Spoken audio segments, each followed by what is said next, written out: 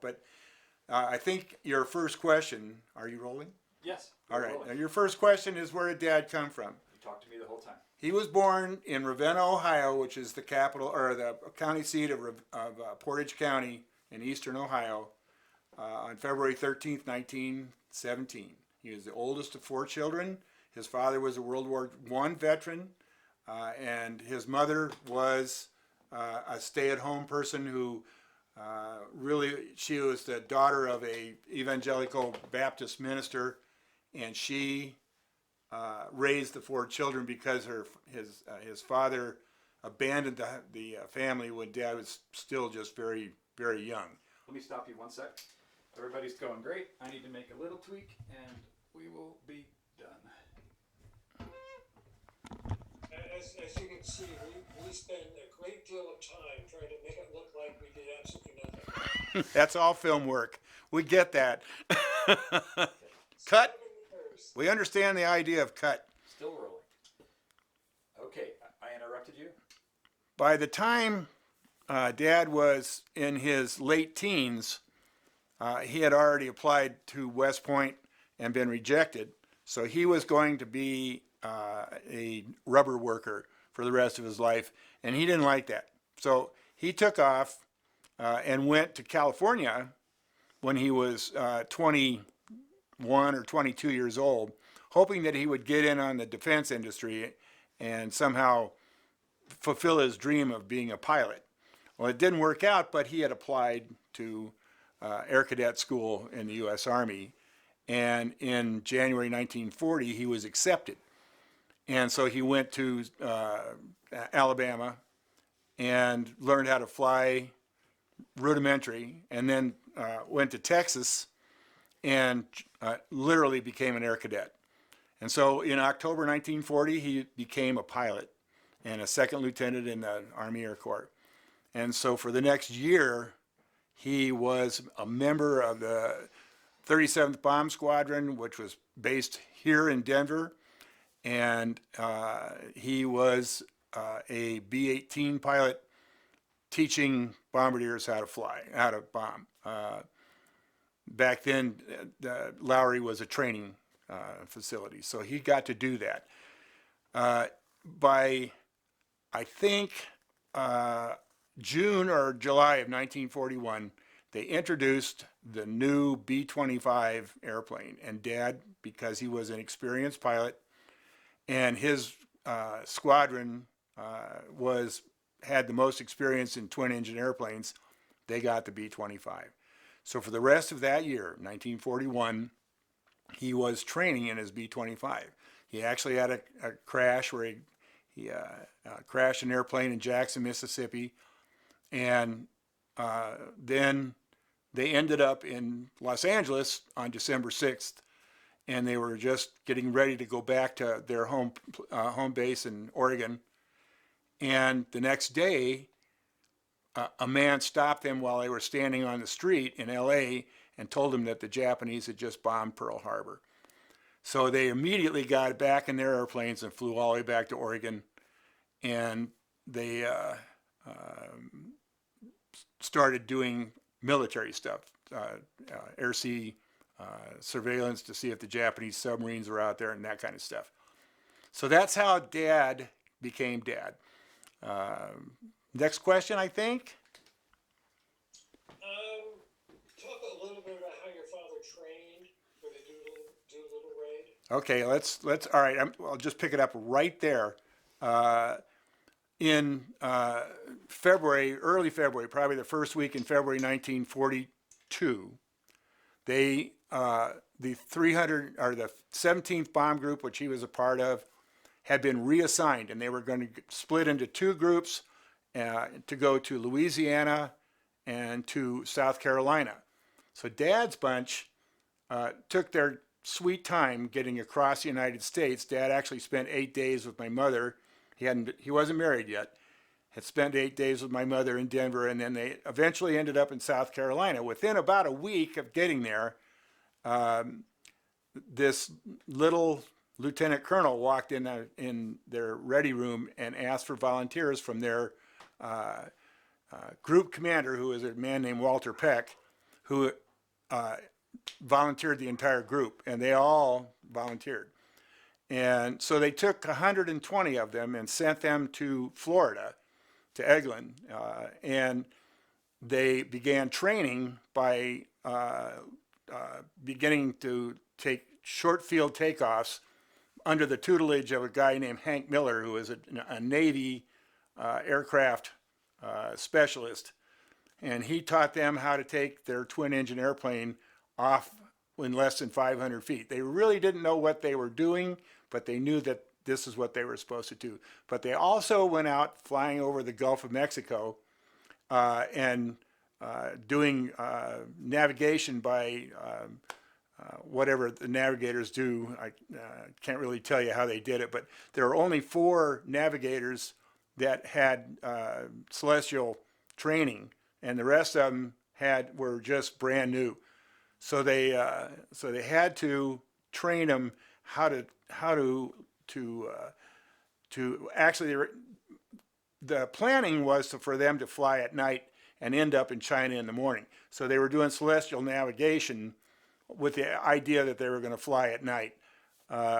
So they spent like 4 weeks, better part of 4 weeks, training on how to do short field takeoffs and how to do celestial navigation over water, and also, most important, how to fly at treetop level for long periods of time at 160 miles an hour, which was probably stall speed for that airplane. And on March 19th, they got orders to fly to California, and so Colonel Doolittle said, "We want you to fly out there as if you're doing a treetop bombing run."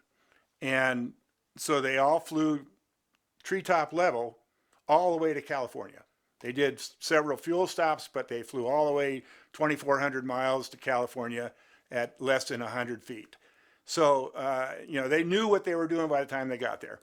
And then going on from there, they all got to California by the 24th or 25th, and they Jim, took. I want you to look at time. Okay, sorry. And sit up in your chair. You're kind of leaning over. I know. I'm And sorry. It's okay.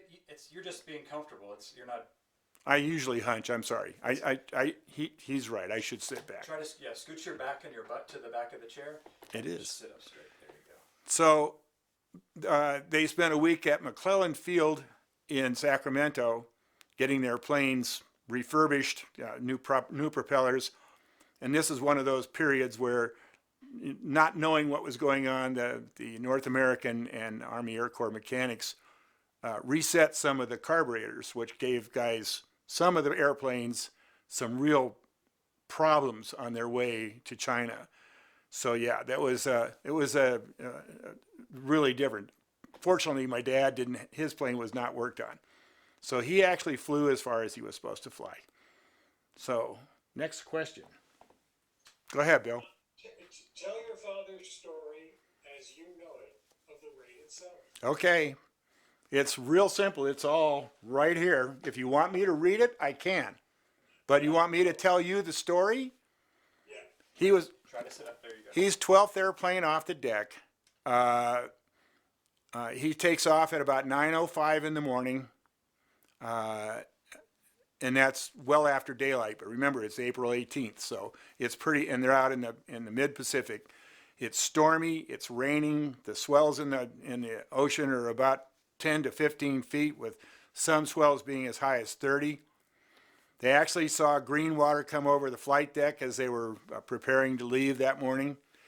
And so he takes off, and he has no problems all the way into the coastline of Japan. When he gets there, he realizes he's not coming ashore where he thought he was going to come ashore. His compass was maybe a degree or so off, and so he's several miles, as much as 100 miles north of where he's supposed to be. So he turns left and flies down the coastline, and he encounters all kinds of Japanese air traffic, but they don't know who he is. And so nobody really thinks that anything that they're being attacked. The populace doesn't really pay any attention to him. He actually flies over a couple of military installations, and nobody gives him any interference. And finally, he hits the edge of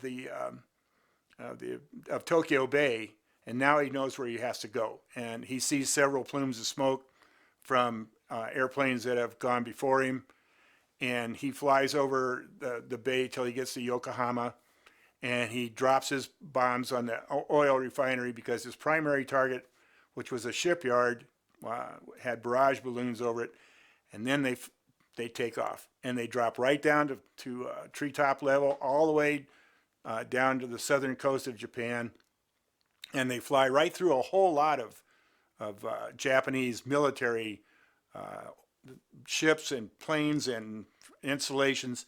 Nobody shoots at him. So he's thinking this is all good. But by this time, it's already 3:30 in the afternoon. And he's flying over the Sea of Japan and then over the East China Sea. And by about 10 o'clock at night, he finally makes the coastline of China. Well, it's pitch dark. Not only that, but there's a storm that's blowing behind him. All the day, he's been fighting a headwind that's been slowing him down and making him use fuel. And he has already gone to his crew and said, we're not going to make it. And at the point where they reach the coastline, all of a sudden this 20-mile-an-hour headwind becomes a 30-mile-an-hour tailwind. And now they've got a chance. However, when they get to where they're supposed to go, there's nobody there.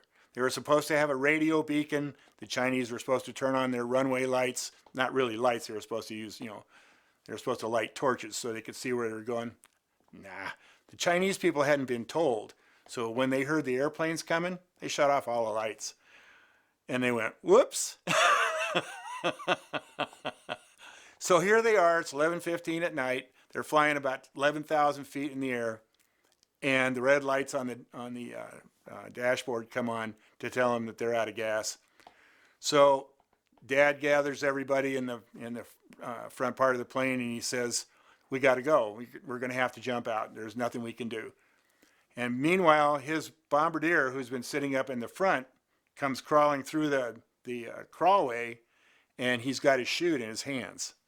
Not the packed chute, the chute. And so Dad says, well, here, Waldo, you take mine, and I'll ride the plane down. It'll be okay.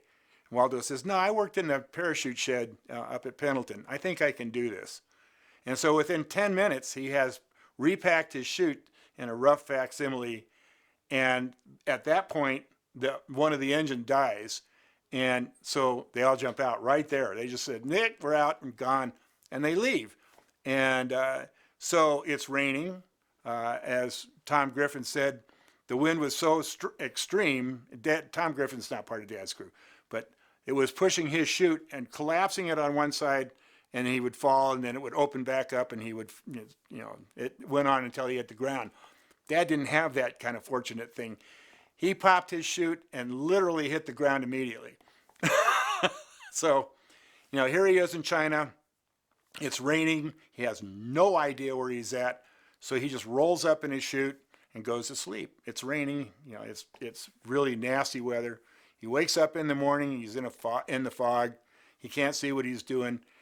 He gets up and decides he's going to survey the area. He goes over 10, 15 feet, and he's standing on the edge of a 300-foot cliff. So here he is, right? He's in China. He has absolutely no idea where he's at. And he sees on the other ridge, on the other side, he sees another parachute. So he decides to walk down off the mountain. And he walks down off the mountain, but in doing so, he walks way away from where he was. He ends up going the wrong direction, back towards the Japanese. And he realizes that he's going east because the sun's in back of him. So he turns back and goes the other way and runs into a Chinese man who has already assembled part of his crew. And so they're repatriated. and a couple days, within a day or so, they're here. So this is the cave. This is probably the most iconic photograph I've ever, of all the people in the raid, of all the things in the raid. Almost everybody except Travis Hoover's crew, who was number 2, and Jimmy Doolittle's crew, who were just spirited out of the area immediately. They all ended up at this cave. And this is one of the reasons that we all got together and went to China, is because we wanted to see this. This was probably the thing to see. And if you look, this guy right here is my dad. And this is one of the very first groups to actually be at the cave. And there's 4 complete crews here. And so they all went out together. And they went and got, they took cars until they could get to a train station. They got on a train, which had to stop every few miles because the Japanese would come over and strafe the train. And so they had to get out and run into the bushes and get back on the train, go another 20, 30 miles, get off the train, get strafed, come back, get on the train. They finally made it to Hanyang, and U.S. Army C-47 picked them up, took them to Chongqing. So that was the start of coming home. And that all took place on the 26th of April. And by the 5th of May, Dad actually literally got home on the 19th of May. So he had gone around the world from Florida all the way to China, back around to Lagos, Nigeria, to South America, back to Miami, and got home, and he was home within a month. And he had placed his life in danger, and actually had felt what it was like to be scared. And he had done all this and still made it home in a month. And so they all, what? Talk a little bit about why the cave is important. Why was the cave built? Why was it there? It was already there. It was the Chinese. Say the cave started off with the cave was already there. The cave was already there. The Chinese were using it as a storage area for fuel and food and stuff like that. But they had to clean it all up, and they actually dug it out another 10 feet, I think. If you go inside of it, you see real quick. But the cave was significant because it was at the airport that they were initially supposed to fly to. So all the Chinese people that were aware of the raid and knew what they were supposed to be doing had gathered there at that. It's called the Chushen Air Station. And the cave is right over the hill from it. I mean, it's literally 100 yards away. And so they didn't have anywhere to put them. They were very afraid because you have to remember that Chuzhou, which is the town they were going to, was still inside of Japanese-held territory. It was right at the edge of it, but it was right there. And so they were very afraid that the Japanese would come into Chuzhou and look for them. So this is, from what I understand, we went out there to the cave. It's a good 10 miles outside of town. And so they never thought that they would ever look for them. The Japanese were bombing that airfield every day. The Chinese were going out and fixing it every night. But they didn't realize that the airmen were actually there. So they didn't come. They didn't, they were looking in other places. I don't think that the crews that they caught, the crew from number 6 and the crew from number 16, were not even in that area. The crew from 6 was on the coast, and the crew from 16 was at a place called Poyang Lake, which is actually way inside of China, but well within the Japanese-held territory. So the Chinese or Japanese were not looking for them there. So they were able to, every crew, with the except of Jimmy Doolittle's crew, all at one point came to that cave. And that's where they got them gathered up, and in dribs and drabs they left, and eventually got to Chongqing within a week. So before the 30th of April, they had all been repatriated to Chongqing. And then they made their way out So I don't know where to go from here. Bill, what do you want to know next? Talk a little bit about your father's service after the raid. Okay, that's really good. Yeah, he comes back to the United States. They go to Washington, D.C., and they are presented with the Distinguished Flying Cross by Hat Arnold. He's the head of air operations. He greets them at Bowling Field. 27 of them get their DSC, and then they go out on a bond tour. And so for 2 weeks, he's on a bond tour. Then he rejoins what his group is going to be, the 310th, excuse me, the 310th Bomb Group, which has been separated from the 17th Bomb Group, which is his original bomb group. And he's back in South Carolina. And they are training to leave to go to Europe. And so he calls my mother a week before he's to leave, and he says, Lorraine, I'm going to leave for Europe in a week. Do you want to get married? And mother says, why, of course I do. And so she flies out to South Carolina, and in the hotel they're staying at, she and Dad get married. And Dad's best friend is a man named Travis Hoover, who is actually a Raider. His mom's best, what do you call her, her maid of honor. And Harvey Hinman is my dad's best man. They're a group that had been together for over a year, and they were best friends. They were really good friends.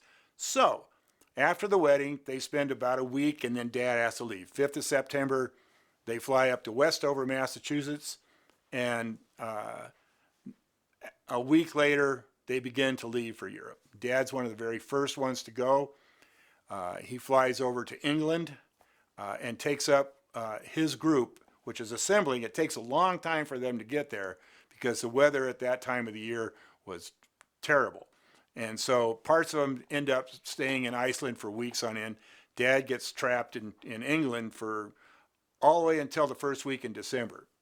So you're talking about 2.5 months that he's getting ready. And at that point, they fly to Oran, Algeria. And the rest of the group in dribs and drabs shows up, and they're already fighting the war. In fact, they get there the last week in December, and by the first week in January, there's already 2 of the Raiders who have come over who are already dead. That quick. And so then they kind of hopscotch their way all the way to Tunisia, and then the war goes well, and Patton takes Sicily, and so they hopscotch Sicily, go to Corsica, which is French, and the French aren't defending it, so they take over Corsica, and they begin to literally destroy the German supply line going to Africa, and within 6 months, the Africa Corps surrenders. And so that's major. So for the rest of that part of it, they begin to destroy the Germans around Rome. And in the end of 1943, Rome is liberated, and they begin to support the landings at Anzio and Salerno. And then Dad, who is probably one of the most fortunate people I've ever met, he had been the operations officer for his group for almost a year for the 310th. Bob Knapp, who is a colonel who runs this group that he's in, is promoted to brigadier general and given the wing. And now they're in the 57th Bomb Wing, and Bob, who has befriended my father, says, hey, Bill, do you want to be operations officer for the wing? Dad is 26 years old. He promotes him to colonel. And now Dad is the wing operations officer for the largest B-25 group in the Mediterranean. And he goes about the rest of the war as the wing operations officer. And he ends up the last one to leave. He's the one who actually closes the door and takes his 310th Bomb Group and brings them back home at the end of the war. So his war is he flew a combination of combat missions at the very beginning that ends up being 11 certified combat missions. For the rest of the war, he doesn't fly another one, and he ends up being a staff officer and he had it pretty good. He did a really good job. He was a part of the structure of this wing that is the largest of its kind in the theater. So, and if you've ever read Catch-22, Dad was Joseph Heller's boss, and all the people that Joseph Heller wrote about, Dad was their operations officer. So he was the umbrella for everything, and 27 years old. I've never heard of a 27-year-old 06 before. You want to bet? You want to see? I've never had it until today. Yeah. Hold on. I believe you. I'm going to show you. I think it's funny. Here he is. He's 26. He's a lieutenant colonel. And this is in July 1943. He's already gone from second lieutenant in February to lieutenant colonel by, that's February 42. By July of 1943, he's already a lieutenant colonel. And there he is. This is just a little over a year later. He is in Italy, and that thing on his hat is an eagle. So he's a 27-year-old, soon to be 28, bird colonel. Wow. How about that? I mean, that's his meteoric rise. I'm sorry that he didn't get any farther, but that was, really kind of the high point of his military career. He got to do an awful lot of things over the course of the next 15 years, but he never got his appointment to be a general, which is kind of a shame. I think my mom wanted him to be a general in the worst kind of way, and he couldn't get there. So, what else would you like to know, Bill? I'd like you to talk a bit about when you were growing up, how much or how little did you know of your father's heroism? At one point, Dad had a group of books that were these Random House books about. I'm going to ask you to start again, and please look at time. Okay. When I was growing up, Dad had a series of books from Random House publishers, and one of them was 30 Seconds Over Tokyo. It was written by Ted Lawson, who was one of the Raiders. And in the book, Dad's name comes up. And my mom told me, and this I'm probably 10 years old, 1959. Mom tells me that Dad was part of this. But, in reading the book, it's all about Ted Lawson, so Dad doesn't come back up. In April of 1962, Joe Doolittle, who is married to Jimmy Doolittle, decides that she's had enough of just the good old boys and their reunions where they all just kind of sat around and traded stories. She wants all the wives to come to the celebration. But in order to do that, you have to bring the kids too. So this reunion is in Santa Monica at a 5-star hotel in downtown on the beach in Santa Monica. And we go out there, and there's all kinds of celebrities and all these people hanging around, and I realize that, these guys are really something. And there's pictures like the ones I have everywhere. And so Mother kind of fills me in on the whole thing. Dad never told me anything. He never said a word about what he did. And he never did. He never told stories or did anything like that. He actually had to sit in while he was talking to other people if you wanted to know anything. But by 1962, I knew who he was. I knew what they had done. I knew the backstory on it. I knew everything about it. And I was 12. And then 3 years later, we went to the Air Force Museum, which was just getting started. And one of the very first things they had was a B-25D that had been retrofitted to be a B-25B and given to the museum. And Dick Cole and Jimmy Doodle actually flew it to the museum from California.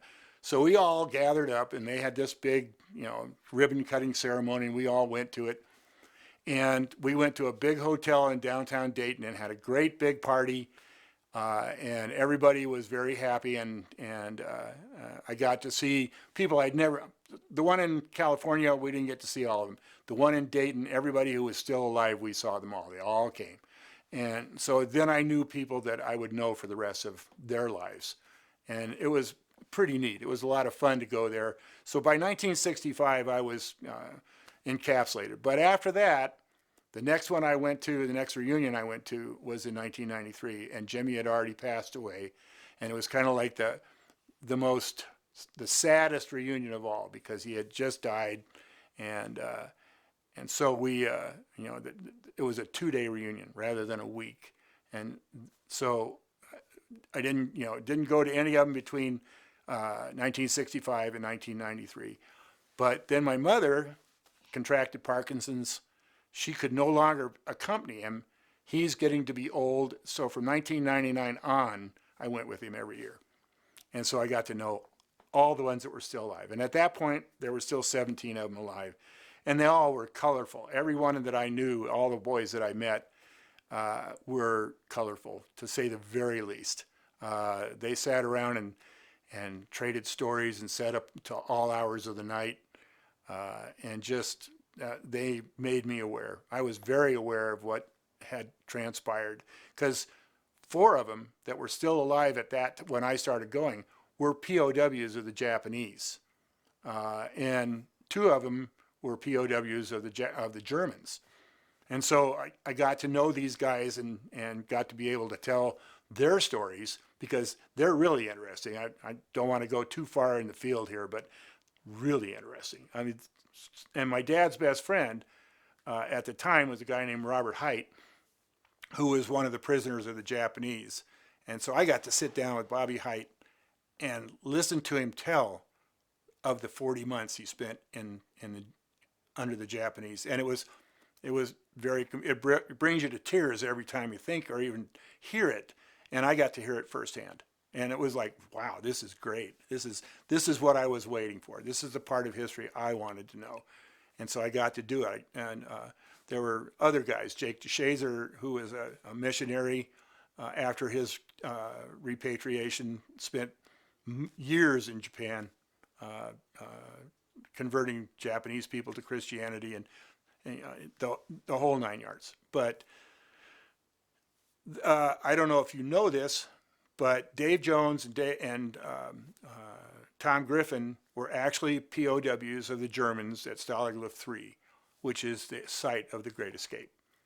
And Dave Jones was a tunnel digger because he was an engineer. He was a civil engineer. He knew about tunneling. So there's stories. There's so many stories that it's really hard to just tell one. You have to tell every one of them every time. And, what else would you like to know, Bill? I think it was during when we were on Zoom. It must be like a year or so ago. We were talking, and you mentioned how your father potentially might not have gone. Oh, you're talking about Harvey. Right. Talk a little bit about that. Okay, so they picked 4 crews. They picked actually 24 crews to start. Ended up with 20 crews, which so you have 20 pilots. So there are only 4 from Dad's squadron, the 37th. So the 4 guys that were coming from the 37th are Dad, Travis Hoover, Edgar McElroy, and Harvey Henman. The most senior person in that bunch is Harvey Henman. And if Todd will go back there's a picture of him, old man. Nope, keep going. There he is. This is Harvey. Harvey is part of the Klan. And he was a senior person. He was actually already a captain. All the rest of them were first lieutenants, but he was a captain. And because of the way it transpired, leaving Sacramento, Harvey got out to Alameda last. He was the last airplane of the 20 airplanes that flew out to Alameda to arrive, and he was actually ordered to do that by Colonel Doolittle. So he gets there. They at that point, all the planes that are going to go are already down by the Hornet. And so they take his airplane and they just take it away. He gets in a Jeep. They take him down to the wharf and they tell him to get on the ship. So he gets on the ship. But remember, he's a captain, so he doesn't have a plane. So they get out there into the Pacific, and there's a whole lot of gamesmanship going on. People are like Bill Farrow, who was the last plane, had a co-pilot that he didn't want, who he just didn't like. He didn't want him. So he got Bobby Height to be his co-pilot. Bobby Height was already a pilot. He was one of the 20 pilots who wasn't going to go. This sort of could have happened to Dad too, because Dad is the most junior pilot on the Hornet. He is the most junior pilot on the entire ship. So if Harvey had wanted to, he could have literally said, Bill, you're staying. But he didn't do that. And Dad at one point asked him if he wanted to go, but Harvey had issues. He had married an 18-year-old girl from Denver before he left for South Carolina, and she was pregnant. And Harvey just said, I can't do this. I can't go. I'm not going to go. I'm everything else being what it is, I want to be there for the birth of my son. So he decided not to go. Dad actually gave him the right seat in his plane, and Harvey said, nope, can't do it. But in actuality, if he had wanted to, because he was a senior member in the squadron itself, he could have told Dad to stand down. And there would have been nothing that, Colonel Doolittle said, this is what should happen. The senior pilots should go. The guys who did the best on their training, and I have all the statistics on that, should go. And Harvey did the very, very best of people who were doing short takeoff. And so he, by all rights and means, should have gone. Dad was pretty mediocre in his practice, in his training. And Harvey was a lot better pilot than Dad was. So he should have gone. And he didn't go. But you can understand that the psychological part of it was in Harvey's purview. He was not going to go because then he would have made Peggy a widow, and that would have been terrible. She was only 18 years old. So there you go. I mean, that's why he didn't go. That's why, but Dad never forgave him. Because he said, they had been friends for so long that it was like slapping him in the face, that he actually offered to kick his co-pilot off the plane and let Harvey go. And Harvey said, no, I'm not going to go. Can you turn your phone to silent? I've heard it ding. I think it's still, there you go. Click that switch. It shouldn't go now. Great. So anyway, next question, Bill.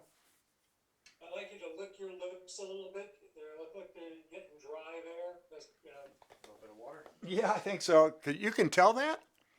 You can hear it usually. It's a little extra smacky. You're right. Okay, so what would you like to know? why did you want to visit China?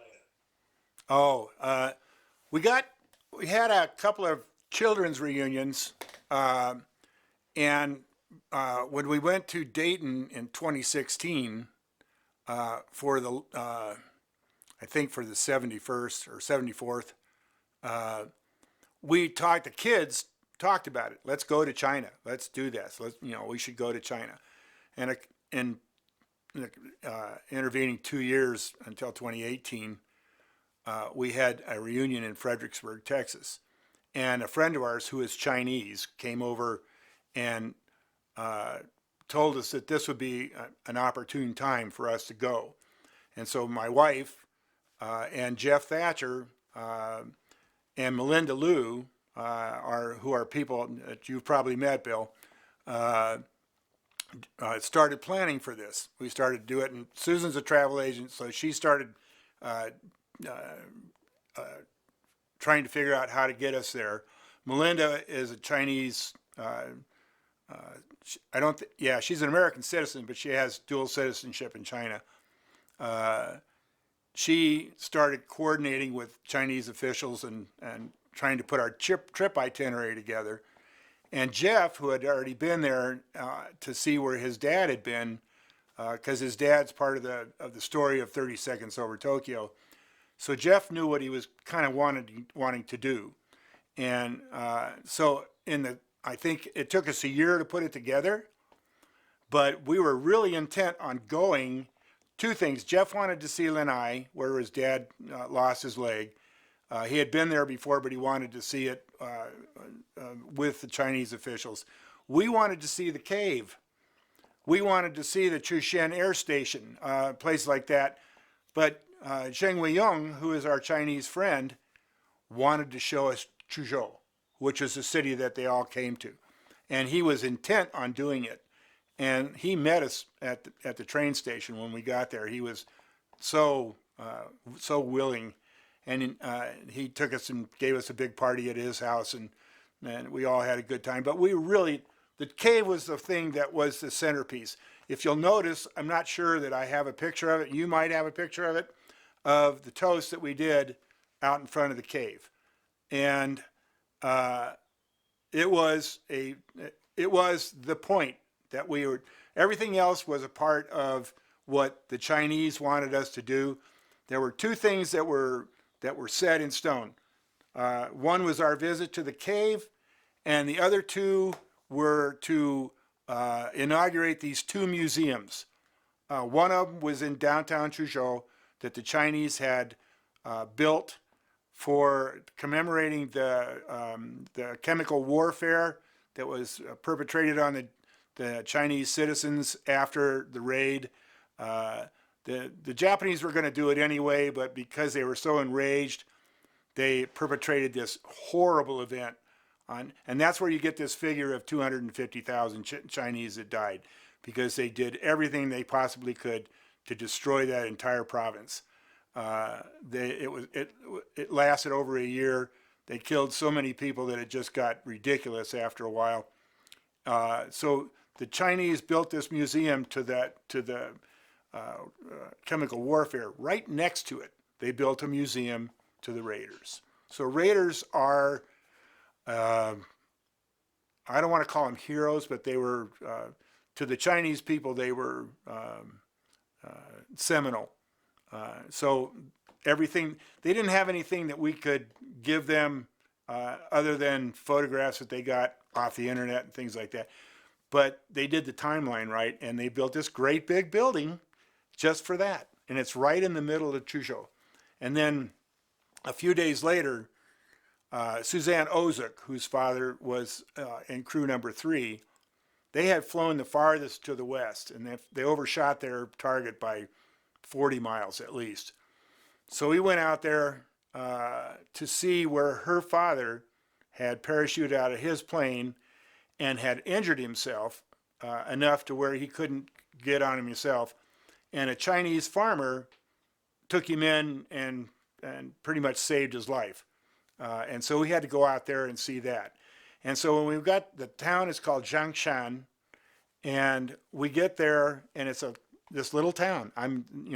Little tiny town. There's not more than 500 people in the entire area, and there's this gigantic museum there, and life-size sculptures of crew number 3. It was like, what on earth? What's going on here? And whoever did the statues, you could tell that they knew what the guys looked like. I don't know where they had them done, but everybody was like, it looked exactly like they were supposed to. And I was like, where did you get that photograph? So we got to do that. So those two museums plus the cave were what we did. We actually were interviewed by the Chinese Communist Army, the People's Revolutionary Army, historical archive. And so we went up to where their archive is and sat with them on two sides of this gigantic table. And they told us their story, and we told them our story. And so we exchanged gifts and things like that. It was pretty neat. But they, those were our benefactors in China. Those are the people that actually shepherded us through this whole thing and showed us where the museums were and did all the things they were supposed to do. But we did all the travel stuff. We traveled a great deal of that part of China, and it turned out to be a lot of fun. We had a really good time doing it, and I'd do it again. I don't think that the political climate is good for it now, but I think that if we had the chance, there was so much more that we could have seen. We just didn't have time. We went the last thing we did on that trip was to go to Linhai and go through the hospital where Ted Lawson lost his leg. And they don't even use that building anymore. It's a shrine, a museum. I don't know what to tell you what it is, but everything is exactly the way it was in 1942. Even the surgical tables and everything, it's all right where it was. And they just, they kept it as a museum. It's really, and it was kind of, you have one of those moments where the hair goes up on your arm and you go, wow, what am I looking at here? You can actually see history as it was. Not very many places do you get it exactly the way it was, but the Chinese were of Linhai, those people were so enthralled by what happened that they kept it as a museum from that day on. And the Japanese never tore it down or burned it or did anything. It's amazing. And yet Linhai was one of the towns that the Japanese came through and killed everybody. So it's a testament to their stamina and their patriotism that they managed to keep this museum complete as it was. How's that, Bill? I think that's good. I've got one more question. And how do you think your father's experience as a raider, how did that impact him? How did it shape him as a person? Oh, I think it shaped him 100%. I think everything that evolved in his life was built around that event. I mean, if you look around my room here, you can see that the legacy he left was one of his moment that he became a brave human being. Before that, he was a happy-go-lucky second lieutenant. They were just having fun and being in the military, and they got to fly an airplane all the time, and they didn't really do anything. And then literally right off the bat, in the very, very first weeks of the war, he becomes a human. He becomes a brave, courageous human being, and it shaped him. It made him who he was, because from that moment on, he was no longer a kid. He was a brave human being, and the whole rest of his life, all the way up until the day he died, he was a member of a group of men who had all experienced the same exact thing. Not like the men who stormed ashore at Normandy, because they literally didn't know each other. These guys didn't know each other until April 18th, and from that moment on, they were a clan, a group, a family, and their lives were parallel all the way for the rest of their lives. They intertwined. They had a communication network that when one of them got sick or had to go to the hospital or died, they would know within hours. The communication network would kick in, the phone calls would start, and they would know what happened to each other literally immediately. And so he was impacted by this for the rest of his life. It just, if you look around this room, you can see the picture over Todd's shoulder of people who had come over to his house and give him stuff, or take him somewhere, or ask for his autograph, or 100 different things, but he never had a quiet day. People would come and they'd call people on the phone, or they'd call him on the phone. They'd come and get him. He had all these things that he did around Boulder. It was all built around what he did on the 18th of April, 1942. All of it. And so even though he did amazing things as an Air Force officer, he did things that would scare the bejesus out of anybody. And he did them well.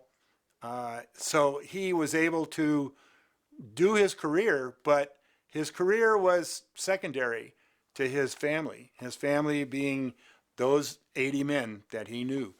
It was pretty amazing. And I was kind of late to the party because I was growing up on my own. But once I really became aware of them, they became my family too. And this is how there's only a few of the children of the Doolittle Raiders who actually connect with each other.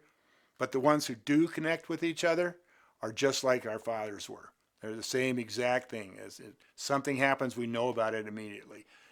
So that's kind of like the legacy, Bill. Take another sip of water. Can you see that well? Years of experience. Sorry, buddy. This is my first. You're doing great. Were you surprised at the warmth of the reception that you got in China? No, we were not surprised at all because we had forerunners. Zheng Weiyang is this man. He was just a banker, but he paved the way for us. It was pretty amazing how quickly the populace of Chuzhou especially were made aware of our presence and just how well we were received everywhere we went. Everywhere we went, the people were just very, very nice. They were very polite. They were intent on knowing everything they could about our fathers, and then by association of us. It was really neat. It was fun to be there because we didn't encounter even with the communist Chinese army historians who were stuffy as they could be. I mean, they were stiff. There's no doubt about it. They were very forthright. They asked, very pointed questions and everything, but they were very friendly. They never got off topic. They were very happy to see us. The whole room that we were in was decorated with stuff from the Raiders. It was really kind of fun, and they made it fun. We had a really good time everywhere we went. They had food laid out for us, which I couldn't eat, but it was, everywhere we went, somebody was waiting for us, and it was I don't know how the word goes, fulfilling. We had a really good, you don't usually go to a foreign country like that where you don't speak the language at all and have that good a time. You just don't. You can do the tourist thing and all that other stuff, but you don't get that kind of reception ever. And we got that kind of reception. It was fun. There's a question I should have asked, but I didn't. Oh. Well, What? I think this is good. This was really, really good. You're a great interview. You are, because you bring your personality to what you're talking about. And I'm the exact opposite of my father, Bill. You couldn't have got 5 words out of him if you wanted to. It's like, let me tell you a really quick story. The Naval Reserve Unit down at the Air Force Base here in Aurora, which is east of town here, invited Dad to come down and tell him his story. It was going to be on April 18th observance of the raid. I think it would have been like the 73rd anniversary. That's not right because Dad was not alive then. It's like 69th or 68th. And so we go down there to Aurora, and there's 500 people there, all the Naval Reservists and all the Air Force guys, and they're all waiting to see Bill Bauer come and tell his story about the raid. And so finally, after all the introductions and everything, and everybody's, all the Navy guys have patted themselves on the back and everything, it's time for their speaker of the day. And so they call Bill up, and he goes up to the microphone and he says, "It's nice of all you to come and see me today. Appreciate it. Thank you very much." He walks off the stage. Boom. And I was like, I sat there and went, "Oh my God, what just happened?" But that was Dad. I mean, when we would go to the reunions, there would be guys like Dave Jones and Tom Griffin, who are the raconteurs, and they would tell these stories, and they were always hogging the microphone and everything. Dad, 5 words, he's done. And it was, you think to yourself, how can you do that? You're a famous man. You're being invited to these famous get-togethers, and there's all these what do you call media people who are just begging for them to talk. Just talk. We want to hear it. We want to hear how you felt. Just like you, Bill. We want to hear how you felt. And Dad would get up there and give him 5 words and adios. And it's like, oh my God. And he did it every time. And after a while, I just gave up. I said, that's okay. You don't want him to talk. You just he's not going to do it anyway. Choose your battles, right? Yep. He was Dad.